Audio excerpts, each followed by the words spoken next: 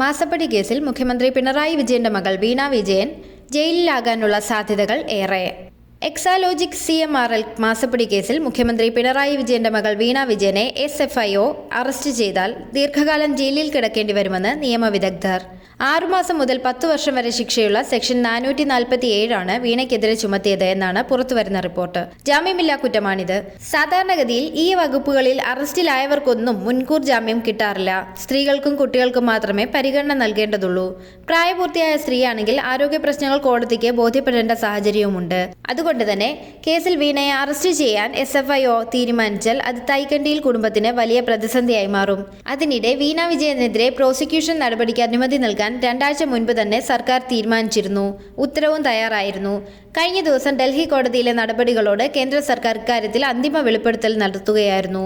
SFIO അന്വേഷണത്തിനിടെ Delhi ഹൈക്കോടതിയിൽ CMRL ഹർജി നൽകിയിരുന്നു. ഈ ഹർജിയിൽ നടപടിക്രമങ്ങൾ നീണ്ടു. അതിനോടൊപ്പം കേസ് പരിഗണിച്ചപ്പോൾ കേസിൽ അന്തിമ തീരുമാനം കോടതി തീരുമാനം വന്ന ശേഷമേ പാടുള്ളൂ എന്ന വാക്കാൽ നിർദ്ദേശം SFIOയ്ക്ക് ഹൈക്കോടതി ജഡ്ജി നൽകിയിരുന്നു. ഈ ജഡ്ജിക്ക് ഡിവിഷൻ ബെഞ്ചിലേക്ക് മാറ്റം കിട്ടിയതും നടപടികളെ ബാധിച്ചിരുന്നു. അലഹബാദിലേക്ക് ജഡ്ജി സ്ഥലം മാറിപ്പോയതോടെ വാദം പൂർത്തിയായ കേസ് മറ്റൊരു ജഡ്ജിക്ക് മുന്നിലെത്തി. ഇതോടെ വീണ്ടും വാദം കേൾക്കേണ്ട സ്ഥിതി വന്നു. ജൂലൈയിലേക്ക് കേസ് മാറി. അതുവരെ കേസ് സ്റ്റേ ചെയ്യണമെന്നതല്ലായിരുന്നു CMRLന്റെ ആവശ്യം. ഇത് കോടതി തള്ളി. നടപടികൾ തുടരാമെന്നും നിർദ്ദേശിച്ചു. ഇതോടെയാണ് കുറ്റപത്രം കോടതിയിൽ സമർപ്പിക്കാവുന്ന സാഹചര്യം ഈ കേസിലുണ്ടായത്. ഇതിലെ പ്രാഥമിക വിവരങ്ങൾ പുറത്തുവന്നപ്പോൾ തന്നെ തെളിഞ്ഞത് കേസിൽ വീണ വിജയന്റെ അറസ്റ്റിനുള്ള സാധ്യതയാണ്. കേസിലെ എല്ലാ പ്രതികളും അറസ്റ്റ് ഭീഷണിയിലാണെന്നുള്ളതാണ് വസ്തുത. കുറ്റപത്രം നൽകിയാലും അറസ്റ്റിന് നിയമപരമായി തടസ്സമൊന്നും ഈ കേസിനില്ലെന്നാണ് നിയമവിദഗ്ധർ പറയുന്നത്. കുറ്റപത്രം നൽകിയാൽ അത് റദ്ദാക്കണമെന്ന ആവശ്യവുമായി വീണ വിജയൻ കോടതിയെ സമീപിക്കാനും സാധ്യത ഏറെയാണ്. SFIOയുടെ 166 പേജുള്ള കുറ്റപത്രത്തിൽ ഗുരുതര കണ്ടെത്തലുകളാണുള്ളത്. കള്ളക്കണക്കുണ്ടാക്കി രാഷ്ട്രീയ നേതാക്കൾ ഉൾപ്പെടെയുള്ളവർക്ക് CMRL നൽകിയത് 182 കോടിയാണെന്നാണ് കുറ്റപത്രത്തിൽ ചൂണ്ടിക്കാട്ടുന്നത്. എന്നാൽ ആർക്കൊക്കെയാണ് ഈ പണം നൽകിയതെന്ന വിവരം കുറ്റപത്രത്തിലില്ല.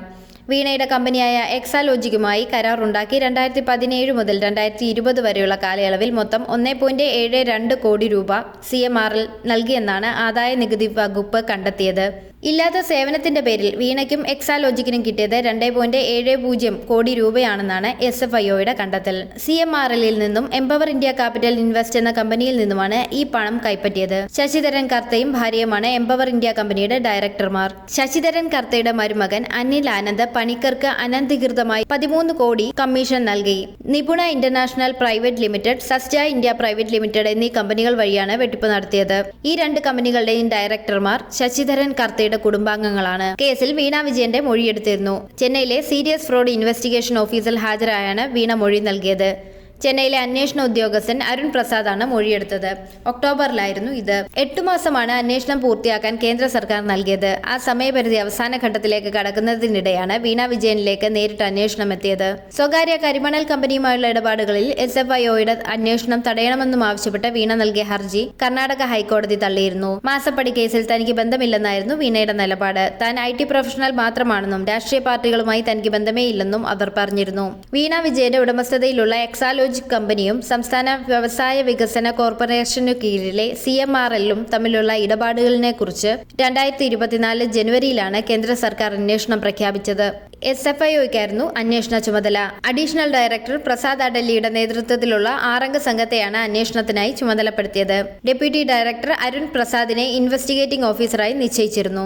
Cochin minerals and rutiles company CMRL എന്ന സ്വകാര്യ കമ്പനി വീണ വിജയന്റെ ഉടമസ്ഥതയിലുള്ള എക്സാലോജിക് സൊല്യൂഷൻസ് എന്ന കമ്പനിക്ക് നൽകാത്ത സേവനത്തിന് പ്രതിഫലം നൽകിയെന്ന ഇന്ത്യൻ സെറ്റിൽമെന്റ് ബോർഡിന്റെ കണ്ടെത്തലാണ് മാസപ്പടി വിവാദത്തിന് തിരികൊളുത്തത്. CMRLിൽ നിന്നും എക്സാലോജിക് സൊല്യൂഷൻസ് 1.72 കോടി രൂപ കൈപ്പറ്റിയെന്നായിരുന്നു കണ്ടെത്തൽ. ഇത് വീണ വിജയനെയും പിണറായി വിജയനെയും പാർട്ടിയെയും ഒരുപോലെ വെട്ടിലാക്കി.